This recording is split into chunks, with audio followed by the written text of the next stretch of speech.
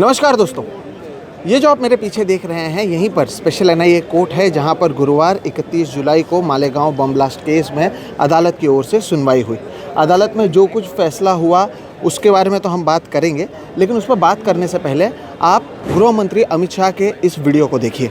मैं आज दुनिया के सामने, देश की जनता के सामने गर्व से कहता हूं कि हिंदू कभी टेररिस्ट नहीं हो सकता। हम कभी टेररिस्ट नहीं हो सकते। क्या कहना चाहते हैं?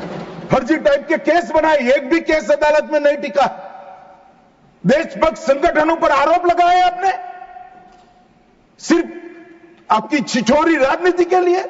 बुधवार के इस वीडियो में जो गृह मंत्री अमित शाह ने कहा था दर्शकों, वैसे ही कुछ गुरुवार के दिन इस अदालत में हुआ और मालेगांव बम ब्लास्ट में जितने भी आरोपी थे उसे अदालत ने बरी कर दिया है। आज इस वीडियो में हम समझेंगे और आपको समझाने की कोशिश करेंगे कि अदालत में क्या कुछ हुआ, अदालत की ओर से क्या कहा गया और ये मामला जो हाल ही में 7-11 ट्रेन ब्लास्ट है उससे अलग क्यों है, क्योंकि इसे लेकर कई सारे लोग बातचीत करेंगे, इसकी तुलना करेंगे। उन तमाम चीज़ों पर आज के इस वीडियो में हम बात करने वाले हैं। नमस्कार दोस्तों, मेरा नाम है सोहित मिश्रा और आप सभी का एक नए एपिसोड में बहुत बहुत स्वागत है। अगर आपने अब तक मेरे इस चैनल सोहित मिश्रा ऑफिशियल को सब्सक्राइब नहीं किया है तो ज़रूर कर लें।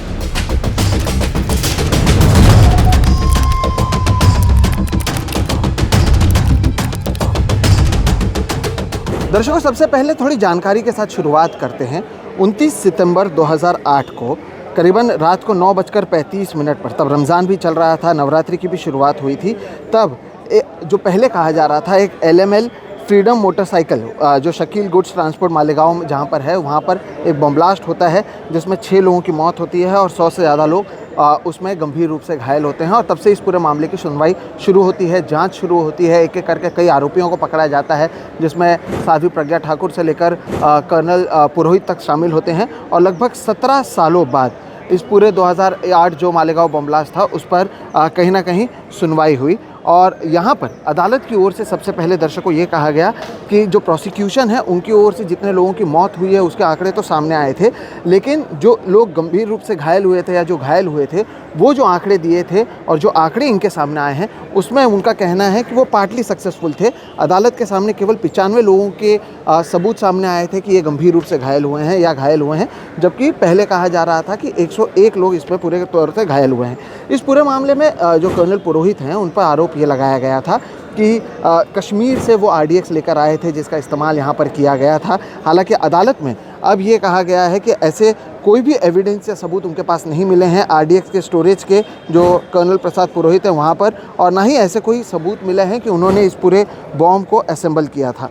इसके साथ ही साथ जो पूरे मामले में, जैसे कि मैंने शुरुआत में कहा, LML फ्रीडम की बात की गई थी कि जिसके अंदर उस स्कूटर के अंदर, मोटरसाइकिल के अंदर बॉम्ब को रखा गया था, तो इसके बारे में भी कहा गया कि ऐसा कोई सबूत इन्हें नहीं मिला है कि मोटरसाइकिल के अंदर ही इस बॉम्ब को रखा गया था जिसके ज़रिए ये साबित हो सके कि उसी के ज़रिए ये पूरा बॉम्ब ब्लास्ट हुआ था जिसमें लोगों की मौत हुई थी। इसके साथ ही साथ अदालत ने कहा कि जब ये पूरा बॉम्ब ब्लास्ट हुआ तब एक बहुत बड़ी भीड़ वहाँ पर आई थी जिन्होंने वैंडलिज्म किया था, कई जगहों पर तोड़फोड़ की थी और इसके वजह से कई सारे जो सबूत वहाँ पर थे वो कंटामिनेटेड हो गए थे। जो फिंगरप्रिंट और DNA वहाँ पर कलेक्ट किए गए थे मौका वारदात से, वो कंटामिनेटेड हो गए थे और इसलिए उसे एनालाइज तो किया गया था, लेकिन जो रिजल्ट्स आए थे वो इनएक्यूरेट आए थे और इसलिए उसे सही नहीं माना जा सकता। ये रही बात, मैंने आपको कर्नल पुरोहित के बारे में बताया। प्रज्ञा ठाकुर जो पहले BJP से सांसद भी बन चुकी हैं, जो इस पूरे मामले में कहा जा रहा था कि उन्हीं के गाड़ी का इस्तेमाल किया गया था। इस पूरे मामले में कम से कम अदालत की ओर से ये कहा गया कि वो गाड़ी तो वही है लेकिन उसके जो प्रॉपर जो ID चेसिस होता है वो मौजूद नहीं है और उसे वाइप ऑफ कर दिया गया था और इसलिए ऐसा कोई भी एविडेंस मौजूद नहीं है कि ये उनकी गाड़ी है या वो इस गाड़ी के ओनर हैं। इस तरह की बातें अदालत की ओर से कही गई। और इसके साथ ही जैसे कि मैंने शुरुआत में भी आपको कहा कि ये भी एस्टेब्लिश कहीं पर नहीं हो पाया कि, या अदालत में कहा गया कि उसी मोटरसाइकिल के ज़रिए उस बॉम्ब ब्लास्ट को किया गया था। तो ये अदालत में जो जो चीज़ें हुई हैं वो मैं पहले आपको बता देता हूँ, फिर हम आगे की बात करते हैं। इसके अलावा जो नार्को टेस्ट कंडक्ट किया गया था ATS की ओर से, उसको भी कहा गया कि वो प्रूव नहीं कर पाया और ऐसे कोई भी एविडेंस इनके पास पास मौजूद नहीं थे, जिसके ज़रिए अदालत ये समझ सके या प्रूव कर सके कि ऐसे कोई मीटिंग हुई थी जहाँ पर इस तरह से बॉम्ब ब्लास्ट करने की प्लानिंग की गई थी। तो ये सारी चीज़ें जो हैं दर्शकों ये अदालत में कही गई हैं। इसके अलावा ये कहा गया कि कई सारे जो इसमें एविडेंस वाले लोग थे, कई सारे लोग जो इसमें विटनेस थे, गवाह थे, उन्होंने अपने बयानों को रिट्रैक्ट किया। ये बातें अदालत में तो ज़रूर कही गई। एक चीज़ और जो इसमें शामिल था, आपको याद होगा कि जो अभिनव भारत वो एक गुट बनाया गया था, जिसके ज़रिए कहा जा रहा है जिसका इस्तेमाल किया गया था इस बॉम्ब ब्लास्ट को करने के लिए। हिंदू राष्ट्र की बात जब कही गई थी, ये सारी चीज़ें पहले भी हमने सुनी हैं, लेकिन अदालत में कहा गया कि ज़रूर ये अभिनव भारत जो है वो बना हुआ है और इसमें एविडेंस भी हैं कि फाइनेंशियल ट्रांजैक्शन हुआ है। यानी इस अभिनव भारत ग्रुप के बारे में ज़रूर अदालत की ओर से कहा गया कि फाइनेंशियल ट्रांजैक्शन किया गया था, लेकिन उनका कहना था कि ये जो पैसे यहाँ पर आए थे उसका इस्तेमाल पर्सनल यूज़ के लिए गया था, यानी हाउस कंस्ट्रक्शन के लिए, LIC के लिए इसका इस्तेमाल किया गया था, किसी टेरर एक्टिविटी के लिए इसका इस्तेमाल नहीं किया गया। इस तरह की बातें अदालत में कही गई। प्रोसिक्यूशन विटनेस के बारे में कहा गया कि उनके जो गवाह थे वो इनकंसिस्टेंट थे, और साथ ही साथ जो महत्वपूर्ण बात कही गई, कई सारी चीज़ें अदालत में जो कही गई हैं और उसे लेकर बयान जो दिया जा रहा है जज की ओर से दर्शकों, उसमें एक चीज़ जो अदालत में जज ने कहा वो बहुत महत्वपूर्ण है। उन्होंने ये कहा कि आतंकवाद का कोई भी धर्म नहीं होता है और कोई भी धर्म हिंसा नहीं सिखाती है, और केवल पब्लिक परसेप्शन के आधार पर हम कोई फ़ैसला नहीं ले सकते, क्योंकि किसी के पास कोई रिलायबल एविडेंस नहीं है। इसलिए जो तमाम 7 लोग जो इसमें आरोपी थे उन्हें अदालत ने बरी कर दिया है। करीबन 1000 पन्ने की ये पूरी जो जजमेंट है वो अदालत की ओर से दी गई है। इसके बाद साध्वी प्रज्ञा वहाँ पर मौजूद थी, उन्होंने ज़रूर अदालत में वो रोई और उन्होंने कहा कि ये भगवा की विजय है, ये हिंदुत्व की विजय है, ऐसी तरह की बातें वहाँ पर की गई हैं। अब आपको यहाँ पर ये समझना है कि जो राजनीति हो रही है या जो पूरे मामले सामने आ रहे हैं उसमें कई सारी चीज़ें देखने की महत्वपूर्ण ज़रूरत है। सुबह से ही अगर आपको मैं तस्वीरें भी दिखाता हूँ कि ये जो मीडिया ट्रायल है बहुत महत्वपूर्ण था। बड़े पैमाने पर यहाँ पर सिक्योरिटी मौजूद है, बड़े पैमाने पर यहाँ पर मीडिया जो है बड़े पैमाने पर मौजूद हैं, और कई जो आरोपी थे यहाँ पर वो भगवा कलर के वस्त्र धार कर भी वो आए थे। उनके जो वकील थे उन्होंने भी पहले से ही टीके लगाए हुए थे, और वो एक तरीके से एक आप कह सकते हैं कि एक स्टेटमेंट भी उनकी ओर से देने की कोशिश यहाँ पर की जा रही थी। अब यहाँ पर कई सारी चीज़ें आपको समझने की ज़रूरत है, क्योंकि कई लोग ये कहेंगे कि अरे पहले 7/11 ब्लास्ट में भी छोड़ा गया था और अब इसमें भी छोड़ा गया है, तो आखिर अंतर क्या है। तो इन दो चीज़ों में दर्शकों एक अंतर ये है कि जैसे आपको याद होगा कि जब 7/11 ब्लास्ट हुआ या उसके जो आरोपी थे उन्हें बाइज्जत बरी किया गया, उसमें कई लोगों को 1-2 घंटे का भी पैरोल नहीं किया गया था, जबकि इस मामले में आप देखें कि कई जो इसमें आरोपी थे वो पहले से ही बाहर थे। इसके साथ ही साथ आप ये खबर को देखिए कि जब 7/11 मुंबई ट्रेन ब्लास्ट हुआ था और उनके आरोपियों को अदालत ने, बॉम्बे हाई कोर्ट ने बरी किया था, उसके ठीक कुछ मिनटों बाद महाराष्ट्र के मुख्यमंत्री देवेंद्र फडणवीस की ओर से एक बयान आया था, और उस बयान में उन्होंने कहा था कि जो हाईकोर्ट का फैसला है वो बहुत शॉकिंग है और वो इसके खिलाफ कहीं ना कहीं सुप्रीम कोर्ट में जाएंगे, और अगले दिन ही उन्होंने अपील की और ये पूरे फैसले पर उन्होंने स्टे लाने की कोशिश की। हालांकि जब मालेगांव बम ब्लास्ट का ये जो फैसला आया है उसके कुछ मिनटों बाद एक बार फिर देवेंद्र फडणवीस की ओर से एक ट्वीट किया गया है, और वो ट्वीट मैं आपके सामने लाता हूँ। उस ट्वीट में देवेंद्र फडणवीस ने लिखा है कि आतंकवाद भगवा न कभी था, न है और न कभी रहेगा। तो इस तरह की बातें कहीं ना कहीं महाराष्ट्र के मुख्यमंत्री कर रहे हैं, जो कह रहे थे कि जो 7/11 ट्रेन बम ब्लास्ट हुआ था उसके आरोपियों को सज़ा मिले, इसके लिए वो कोर्ट में गए हैं, और इस मामले में वही मुख्यमंत्री कहते हैं कि भगवा आतंकवाद नहीं था। लेकिन ये बात तो अदालत ने भी मानी है कि बम ब्लास्ट हुआ है, लोग मरे हैं, लोग जख्मी हुए हैं, ये किसने किया है ये देखना महत्वपूर्ण होगा। इसके साथ ही साथ दर्शकों एक और चीज़ आपको यहाँ पर देखना ज़रूरी है कि जो 7/11 ट्रेन बम ब्लास्ट था उसमें कोई भी पॉलिटिकल पार्टी ने समर्थन नहीं दिया था उन तमाम लोगों को जिन पर आरोप लगाए गए थे, जबकि इस मामले में जब इस पूरे मामले पर फैसला भी नहीं आया था जो आज के दिन आया है, उससे पहले ही 2019 में साध्वी प्रज्ञा जो थी उन्हें भारतीय जनता पार्टी से टिकट मिला। मध्य प्रदेश में वो दिग्विजय सिंह के सामने चुनाव लड़ी थी, चुनाव जीती थी, और 5 साल तक वो भारतीय जनता पार्टी की सांसद थी। हालांकि 2024 के बाद उन्हें ये नहीं दिया गया और 2025 में ये फैसला आया है।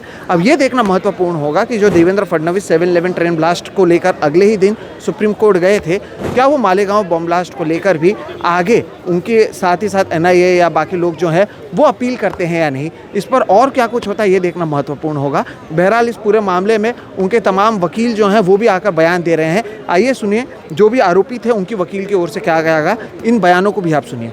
आज ऐतिहासिक दिन है। आज मुंबई की माननीय NIA विशेष सत्र न्यायालय के न्यायमूर्ति श्री लाहोटी साहब ने मालेगांव बम विस्फोट 2008 के मुकदमे के अंत में 17 साल के प्रलंबित मुकदमे के अंत में आज अपना निर्णय सुनाया है।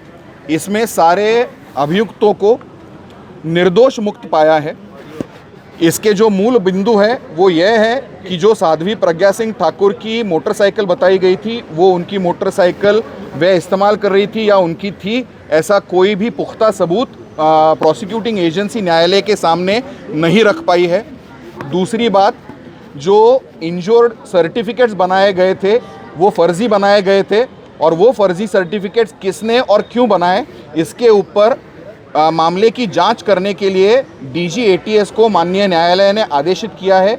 उसी तरह से सुधाकर चतुर्वेदी जी के घर पर जो आरडीएक्स के झूठे और गलत पद्धति से ट्रेसेस प्लांट किए गए उसके ऊपर भी तफ्तीश होनी चाहिए। ये भी निर्देश और प्रोब करने के लिए डीजी एटीएस को निर्देशित किया है।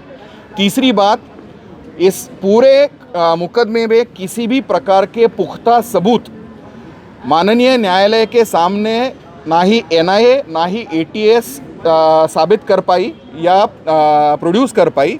इसके अभाव में माननीय न्यायालय ने सब आरोपियों को एमसीओसीए से तो दोषमुक्त हो ही चुके थे, लेकिन यूएपीए से और बाकी जो सेक्शंस लगाए हुए थे, आईपीसी होगा, आर्म्स एक्ट होगा, एक्सप्लोसिव एक्ट्स होगा, उस सब से बाइज्जत बरी कर दिया गया है। सर यूएपीए बताया कोर्ट ने कि दहशतवादावरती जास्त भर दिला जात होता, त्याला जो सैंक्शन हुआ था वो एक कवर करूंगी, this is important point. UAPA unlawful activities prevention act की जो टू फोल्ड टेस्ट होती है वो प्रोसिक्यूशन सिद्ध नहीं कर पाई और धारा 45(2) अनलॉफुल एक्टिविटीज प्रिवेंशन एक्ट के अंतर्गत जो सैंक्शन पूर्व सम्मति आवश्यक होती है केंद्र सरकार की, वह दोनों सैंक्शन जो एक एसीएस होम महाराष्ट्र सरकार ने दी थी और केंद्र सरकार की थी ही नहीं, तो जो सैंक्शन प्रोसिक्यूशन ने प्रोड्यूस की थी वो दोनों सैंक्शन पूर्व सम्मति डिफेक्टिव थी, ऐसा निष्कर्ष माननीय न्यायालय ने निकाला है। धर्म के संबंध में भी कुछ कोर्ट ने कहा, धर्म के संबंध में माननीय न्यायालय ने कोई टिप्पणी नहीं की है। जब तक हमको जो जजमेंट है उसकी कॉपी नहीं मिलती, इसके ऊपर कोई भी टिप्पणी करना गलत होगा। फॉरेंसिक एविडेंस कंटेमिनेटेड हो चुका था, इसके बारे में जिक्र किया। This is another one important point कि पूरा फॉरेंसिक एविडेंस जो जमा किया गया था वो एक गलत तरीके से जमा किया गया, वो कंटामिनेट हुआ था।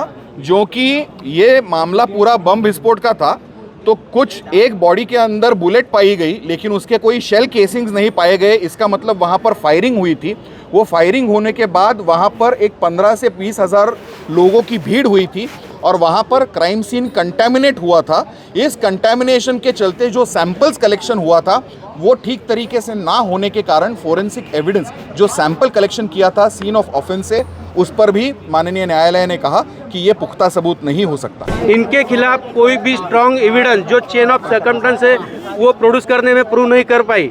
जो अभिनव भारत का जो कनेक्शन है, तो कोर्ट ने कहा कि अभिनव भारत का जो कनेक्शन प्रोसिक्यूशन ने जोड़ने की कोशिश किया है, तो अभिनव भारत जरूर था, उसके ऑफिस बेरर थे, लेकिन उसमें का कोई फंड या टेरर एक्टिविटीज के लिए यूज किया है, ऐसा कोई प्रोसिक्यूशन प्रूव नहीं कर पाई, ऐसे कोर्ट ने कहा है। उसी के साथ जो मौका के बारे में जो कोर्ट ने कहा है, जो प्रीडिसीजर ने जो जजमेंट दिया था या हाईकोर्ट ने जो ऑब्जर्वेशन किया था, उसी तरह इस केस में जिस बेस पे राकेश दावड़े के बेस पे मौका लगाया था, तो मौका के लिए जो क्राइटेरिया था वो कंप्लीट ना होने की वजह से मौका में से भी सबको एक्विट किया है।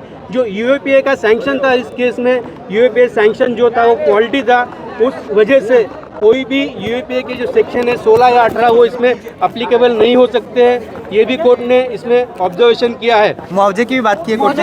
हाँ, कोर्ट ने कहा कि ये जो इंसिडेंट है, ये इंसिडेंट बहुत यानी खराब इंसिडेंट है, और इस इंसिडेंट की वजह से जो लोग गए हैं, जिनका नुकसान हुआ विक्टिम्स का, वो डेफिनेटली पूरा नहीं हो सकता, भर के नहीं, लेकिन 2 लाख रुपए हर डिसीज के फैमिली को देने को कहा है और हर इंजर्ड के फैमिली को 50,000 रुपए देने का कोर्ट ने डायरेक्शन दिया है। बड़ी बात है कि मतलब पहली बार इस तरह की ADS के जो अधिकारी जिम्मेदार थे उनके खिलाफ आप लोग अभी आगे की क्या रणनीति?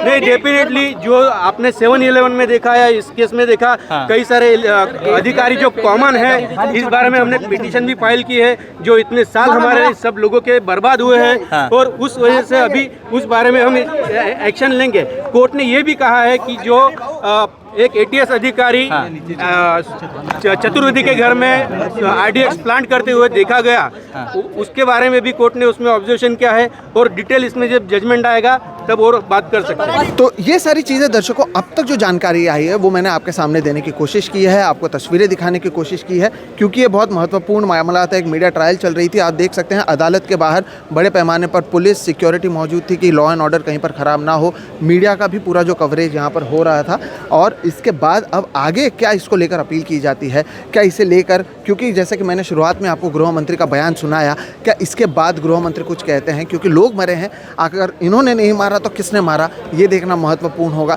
याद रखिएगा इस मामले में कहीं ना कहीं जो लोग जांच कर रहे थे उसमें करकरे साहब भी शामिल थे, बाद में वो शहीद हो गए 26/11 में। तो क्या करकरे साहब की ओर से जितनी सारी चीज़ें कही गई थी या की गई थी, जो जांच की गई थी, वो गलत है, ये भी क्या साबित हम कर पा रहे हैं? इन तमाम चीज़ों पर हमारी ध्यान बनी रहेगी। लेकिन आज जो अदालत में हुआ उससे कम से कम ये चीज़ें जो सामने आई हैं कि जो सबूत हैं उसका अभाव है और इसके वजह से जो सभी 7 लोग थे उन्हें छोड़ा गया। हालांकि इसे ख़त्म करने से पहले एक चीज़ जो मैं आपको बताना चाहूँगा जो महत्वपूर्ण है, वो आपको ये देखना होगा कि ये मामले की जांच 2008 से शुरू हुई थी, 2014 में सरकार बदली थी और 2015 में रोहिणी सालियान जो स्पेशल पब्लिक प्रोसिक्यूटर थी इस पूरे मामले में, उन्होंने अदालत में कहा था कि उनके ऊपर दबाव बनाया जा रहा है NIA की ओर से कि वो इस मामले में सॉफ्ट जाएँ, यानी they should go soft on this matter. ये ऑन रिकॉर्ड कहा गया था। ये भी मुझे लगता है कि लोगों के सामने लाने की ज़रूरत है। बहरहाल जो अदालत का फैसला आया है उनके कुछ पॉइंटर्स मैंने आपके सामने पेश की है और ये जो पूरी कहानी अब तक क्या हुई है वो मुंबई में इस स्पेशल कोर्ट के बाहर से ही हम आपके सामने ला रहे हैं। आप इस पूरी चीज़ के बारे में क्या सोचते हैं ज़रूर बताइएगा। मेरा नाम है सोहित मिश्रा, आप देख रहे हैं सोहित मिश्रा ऑफिशियल। फिलहाल इस वीडियो में इतना ही, नमस्कार।